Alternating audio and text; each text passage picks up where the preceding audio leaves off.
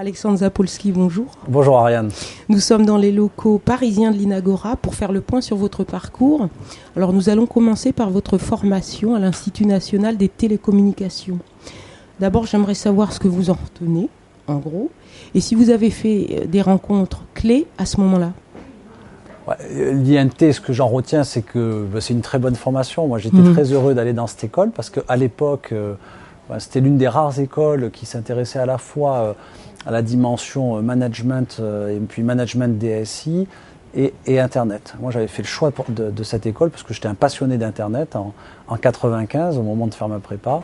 Et pour moi, l'école qui réunissait à la fois l'IT et le management, parce que moi, je suis plutôt d'obédience commerciale en réalité, c'était cette école, l'Institut national de télécom. Et puis là-bas, j'ai eu la chance en fait de rencontrer, à un moment donné où je me posais la question de créer ou pas l'Inagora, le sénateur Laffitte qui est venu faire une conférence à l'Inagora, donc le père de Sophia Antipolis.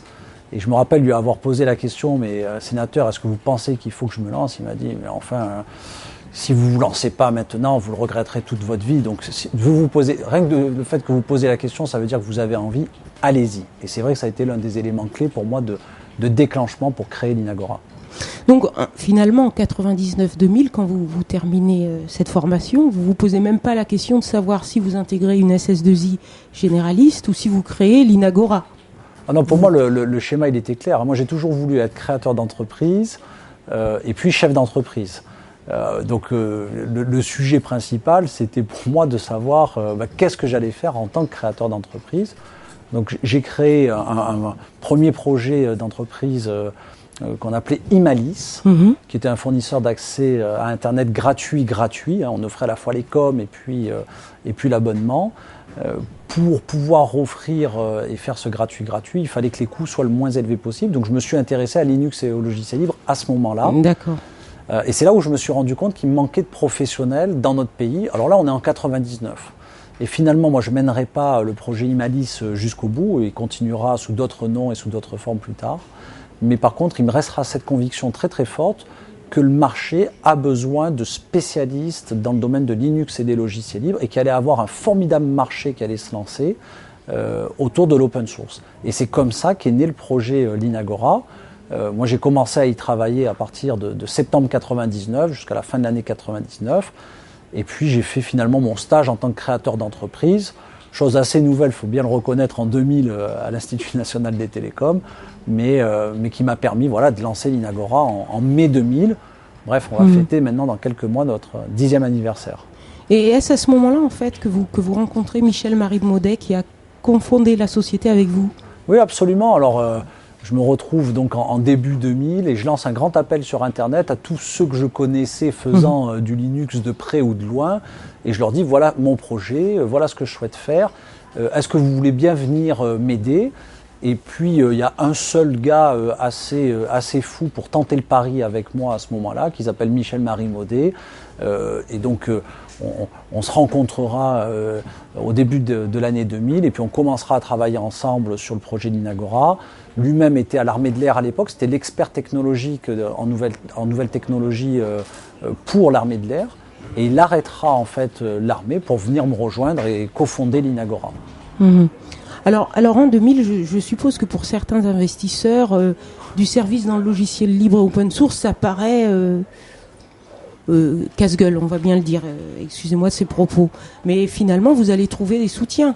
Comment ça s'est passé pour les convaincre ? On a eu la chance absolument incroyable de rencontrer un investisseur qui s'appelle Cyril Chevrillon, qui a, je crois, compris notre motivation et notre envie absolue de mener ce projet industriel jusqu'à son terme. Je crois qu'il a su qu'on lâcherait jamais l'affaire et il a réussi à lire ça en nous, cette motivation absolument sans faille. Et il a investi chez nous très rapidement 150 000 €. Et ça a été notre premier investisseur. Il a été assez rapidement suivi par quelqu'un qui s'appelle José Bourboulon, qui était le cofondateur de Capgemini, qui lui avait donc co-créé cette grande société de Sogeti jusqu'à Capgemini. Et résultat des courses, pareil, je crois qu'il a retrouvé en Michel et en moi le même type d'aventure qu'il avait pu connaître lui avec Serge Kampf. En tout cas, j'imagine. et il nous accompagnait, il a mis les 100 000 euros autres au démarrage, et on est parti avec ce petit capital de départ. Voilà. Et puis je crois que l'un et l'autre aujourd'hui sont très heureux de leur investissement et de leur accompagnement au cours de ces 10 dernières années. Et en termes de répartition du chiffre d'affaires, comment ça se distingue ? Vous avez à peu près 20% aujourd'hui du chiffre d'affaires qui provient de nos seules solutions, de nos propres logiciels. Vous avez 25% du chiffre d'affaires qui provient de cette activité tierce qui est promis un très bel avenir, là, l'Open Source Software Assurance. On est vraiment sur une offre quasiment exclusive d'Inagora. On a investi très tôt ce créneau. On en attend beaucoup en France et à l'export. Et puis sur la partie service pro, c'est le reste, c'est 55% du chiffre d'affaires, dont du conseil en nouvelles technologies, dont de la formation. Donc la prestation de service autour de l'open source, elle paye toujours ? Ah oui, elle continue à payer. Cependant, l'idée, c'est qu'on soit de plus en plus un acteur de l'innovation, un acteur de la technologie, et moins, si vous voulez, un acteur du service, là où en fait le logiciel et le service se banalisent. Concrètement, si vous voulez avoir un développeur PHP le moins cher possible, c'est moins chez nous que vous allez le trouver que chez tout un tas d'SS2I traditionnels. Par contre, si vous voulez quelqu'un de très très pointu dans Drupal, capable de coder dans Drupal, qui est l'un des outils de CMS open source dans le domaine PHP, là vous allez potentiellement le trouver chez nous. Donc on peut dire que ce choix a été un succès puisque la société, vous pouvez me détromper, mais elle se porte très bien aujourd'hui financièrement. L'Inagora, oui, c'est une société qui va très bien. C'est le numéro 1 français dans le domaine du logiciel libre. C'est certainement même le numéro 1 européen. Donc c'est une société. C'est typiquement, vous savez, le gouvernement français cherche ces fameux champions cachés, ces fameux leaders qui, sur leur marché, sont capables demain de passer du stade de PME, l'Inagora c'est une PME, c'est 160 collaborateurs, à un stade ETI, entreprise de taille intermédiaire. Et demain d'être 500 ou 1000 personnes et de partir à la conquête du monde à partir en fait de la France. L'Inagora, depuis le début, s'est fabriqué pour devenir l'un de ces champions et pour partir à la conquête en fait du monde. Donc clairement, oui, c'est effectivement, ça va plutôt bien. Mais c'est déjà en cours, puisqu'en 2007, vous avez ouvert un bureau aux États-Unis. Alors là, pareil, on a ouvert effectivement relativement tôt, dès 2007, une agence à San Francisco. Donc on a une filiale à 100% de l'Inagora, qui s'appelle l'Inagora Corporation. Donc là-dessus, c'est pas très compliqué. Alors par contre, on a commencé à investir juste au moment où l'explosion, alors cette fois pas de la bulle Internet, mais de la bulle des subprimes, était en train d'éclater aux États-Unis. Moi, je me rappelle très bien, entre deux voyages aux États-Unis, c'était au mois d'août et au mois de septembre. Au mois d'août, il y avait encore du monde sur la 101, qui est cette route qui dessert la Silicon Valley. Et puis, au mois de septembre, il y avait plus d'embouteillage sur la route. Et là, on s'est dit, oulala, ça va pas bien. Donc, on a un peu désinvesti. On a arrêté d'investir depuis septembre 2008 aux États-Unis. Et puis, on était aussi en attente d'un grand programme de financement de la COFAS, qui est cet organisme de l'État français qui aide les sociétés exportatrices à exporter sur les marchés cibles de l'État français, dont font partie les États-Unis. Et on a reçu finalement notre financement que relativement tard, et donc on l'a fait réactualiser.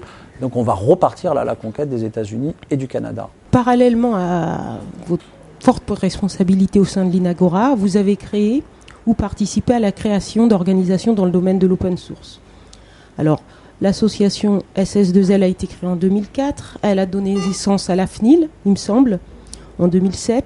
Et l'AFNIL elle-même fait partie, je crois, d'organisations européennes qui ont donné naissance à une organisation globale. Vous avez créé cette année l'open source, dites-moi. L'Open Source Software Industry Forum. Alors, ça fait de nombreuses organisations. Quel est votre rôle au sein de ces entités ? Si vous voulez, quand vous êtes leader d'un marché, vous avez un certain nombre d'obligations, et parmi ces obligations, c'est d'expliquer c'est quoi les particularités de ce marché. Vous avez la nécessité, si vous voulez, de faire grandir le marché. Vous le faites à la fois pour vous-même et puis pour l'ensemble des composantes du marché. Voilà. Et donc très tôt, je me suis dit qu'il fallait... alors la SS2L, ça répondait en réalité. La SS2L, l'Inagora avait 4 ans. nous, on commençait à gagner un petit peu d'argent, ça commençait à aller bien, je commençais à avoir un certain nombre de collaborateurs, et moi j'étais un peu sorti de l'isolement du chef d'entreprise. Donc le premier réflexe de la SS2L, ça a été de dire, voilà, en tant que chef d'entreprise dans le domaine de l'open source, je vais essayer de créer quelque chose qui va aider les autres chefs d'entreprise de l'open source. Et puis effectivement, ça a évolué, et de la SS2L, on a changé ça en FNIL, en Fédération nationale de l'industrie du logiciel libre, pour permettre au marché de l'open source de se doter de structures, de représentation, de la profession. Il faut absolument effectivement que l'État se dote en fait d'une industrie du logiciel puissante, et pour se doter d'une industrie du logiciel puissante, ça passe par le développement de l'industrie de l'open source, qui est le seul moyen de distribuer et de commercialiser facilement nos logiciels. Alors là, je vous arrête quand même un peu. Il y a cette logique très française qui dit, où on aurait un État colbertiste à l'ancienne, qui interviendrait partout, mais les sociétés du net ou informatique aujourd'hui qui ont de grands succès, qui sont de multinationales, sont principalement américaines. Et l'État est généralement, par exemple, dans une société comme Google, peu intervenu dans leur évolution. Est-ce que vraiment, de faire toujours appel aux deniers de l'État, c'est là où on aura, j'ai vu sur une de vos affiches, des Google français, des Microsoft français, mais dans le domaine de l'open source. Vous êtes persuadé de ça ? Alors, il faut être absolument convaincu que toutes les entreprises aux États-Unis sont très largement aidées par leur propre pouvoir public. Vous prenez le numéro 1 mondial de l'open source qui s'appelle Red Hat. C'est une société qui très tôt a reçu une très grande commande d'une organisation de la NSA pour fabriquer une distribution Linux sécurisée. On parlait à l'époque d'un montant de 50 millions de dollars. Imaginez si Linagora avait reçu à sa création une commande, pas une subvention, une commande de 50 millions de dollars ou d'euros pour fabriquer une distribution Linux. On aurait certainement été beaucoup plus fort et beaucoup plus costaud de suite. Quant aux autres,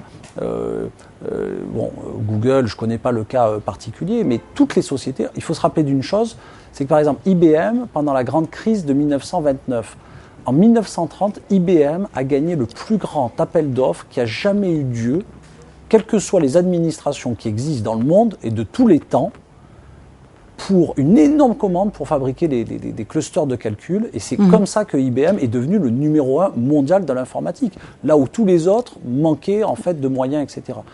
Alors, moi je suis pour un État qui soit capable de garantir la compétition entre les acteurs et un équilibre de compétition entre les acteurs. Le fait est que aujourd'hui, dans l'informatique, la situation qu'on connaît, c'est que quelques acteurs se partagent en fait un monopole. On appelle ça une situation d'oligopole. Ils sont quelques-uns à se partager le gâteau. Et s'il n'y a pas un interventionnisme d'État, on ne rétablira pas les règles de la compétition fair, équitable, si vous voulez. Et donc il faut que l'État s'empare de ce sujet-là, non pas pour aider à tout prix l'open source, mais pour garantir à l'open source un traitement équilibré vis-à-vis des grandes solutions traditionnelles. Alors, supposons que, la création d'entreprise, ça ne soit pas votre truc. Vous ne soyez pas engagé dans l'écosystème open source. Donc demain, vous êtes ministre du développement numérique ? Alors, je ne sais pas si je serai ministre du développement numérique, ça sera un peu prétentieux de le dire, mais ce qui est évident, c'est que si je n'étais pas chef d'entreprise, je ferais de la politique. Je crois que c'est important c'est important d'être engagé. Moi, je suis de ceux qui pensent que il faut prendre part à la vie de la cité, et la politique, c'est exactement ça, c'est gérer et participer à la vie de la cité. Je crois que ce monde, on peut l'améliorer. Je pense que ce monde, on peut le changer, et il faut participer à ça. Or, j'y participe, avec d'ailleurs mes équipes, à travers le projet de l'Inagora. Et ce qu'on essaie de faire déjà à l'intérieur de l'Inagora, c'est d'avoir un autre modèle d'organisation d'entreprise, que les choses se passent différemment, que les structures soient moins lourdes, moins pesantes, qu'il y ait plus de place à l'autonomie, que la diversité soit respectée, la diversité de formation, la diversité homme-femme, la diversité d'origine également. Moi, c'est des points qui sont extrêmement importants chez nous. Mais je pense que, d'une manière générale, il faut s'engager. Moi, je ne suis pas de ceux qui pensent qu'on n'y peut rien, que c'est la fin des temps, que tout a déjà été inventé. À nous d'écrire notre histoire. Et je ne crois pas qu'aujourd'hui, on nous propose... il faut faire évoluer en tout cas les modèles qu'on nous propose aujourd'hui. Il faut continuer le combat et il faut absolument effectivement qu'on s'engage et qu'on s'engage tous à nos échelles. Alexandre Zapolski, je vous remercie. Merci à vous.